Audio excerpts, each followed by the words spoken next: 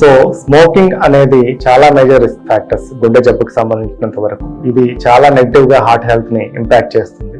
Smoking లో ఉండేటటువంటి nicotine మరియు ఇతర కెమికల్స్ మనకి గుండెకి సంబంధించి ఆక్సిజన్ అందించే రక్తనాళాలని చాలా నేరోగా చేస్తాయి, దాని సైజుని తగ్గిస్తాయి, క్యాలిబర్.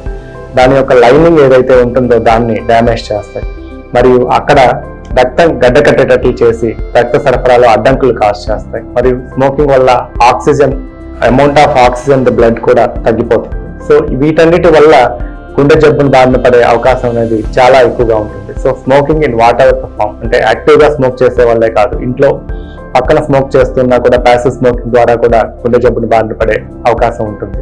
సో వీలైనంత వరకు స్మోకింగ్ ని కంప్లీట్ గా ఆఫ్ చేయడం వల్ల గుండె ఆరోగ్యాన్ని మనం రక్షించుకోవచ్చు మరియు హార్ట్ అటాక్ బారిన పడకుండా మనల్ని మనం కాపాడుకోవచ్చు.